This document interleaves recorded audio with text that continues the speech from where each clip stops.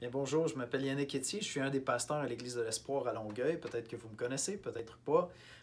Donald Rodier, qui est responsable des aumôniers au Québec, m'a demandé de vous partager un petit peu mon cheminement, mon expérience, mes rêves à moi, puis pour l'Église de l'Espoir, notre vision même pour le Québec avec l'aumônerie.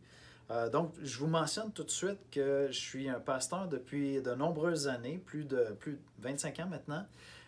Puis longtemps, j'ai été très malheureux de ne pas annoncer régulièrement l'Évangile. J'étais peu en relation avec des non-chrétiens et j'en suis venu à faire un vœu avec Dieu. Je te donne 2 ans pour me transformer. Je veux annoncer l'Évangile régulièrement, être en relation avec des non-chrétiens régulièrement. Et Dieu a honoré mon vœu. Je me suis impliqué à la Banque alimentaire dans notre église. J'étais très présent. J'accompagnais les gens en voiture à la maison avec leurs paniers, tout ça. Je me présentais jamais comme le pasteur de l'église ou un des pasteurs. Puis tranquillement, les gens découvraient: Ah, ouais, t'es pasteur de l'église, tout ça. Peut-être je leur disais: Écoute, je suis chrétien, si tu permets, tu m'as partagé de quoi de difficile, j'aimerais ça prier pour ça cette semaine, tout ça. Puis de fil en aiguille, on en venait à se faire connaître, mais ils avaient premièrement connu notre amour. Puis ensuite de ça, ils découvraient l'amour de Jésus un peu à travers notre amour. Si vous connaissez notre bâtiment, c'est un centre d'achat. Donc, on a une vision pour notre centre d'achat, que ça devienne vraiment un bâtiment communautaire avec des locataires commerciaux, mais avec tous les espaces de l'Église qui servent pour accueillir des organismes qui seraient confortables avec nos valeurs sans qu'elles soient chrétiennes. Donc, il n'y aurait pas de conflit de valeurs, mais en même temps qu'ils puissent se servir de nos locaux.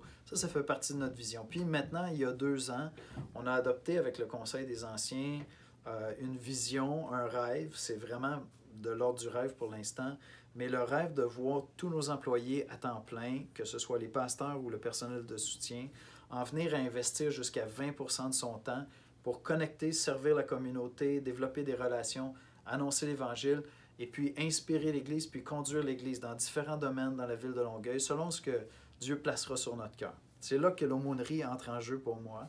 C'est que je crois que Dieu veut se servir de l'aumônerie pour ouvrir des portes à des pasteurs, pour aller aimer notre prochain au Québec, puis l'aimer jusqu'à y parler de Jésus peut-être. Ce serait ça leur rêve grandiose.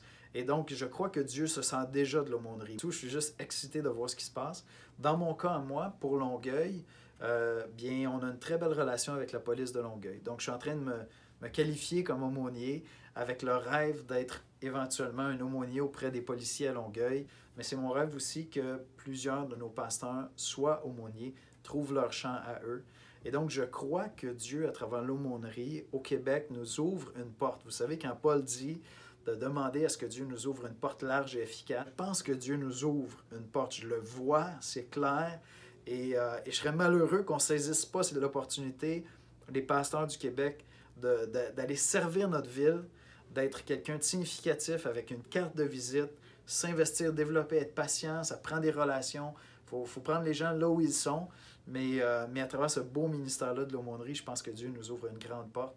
Et je t'invite à considérer d'embarquer dans l'aventure avec nous.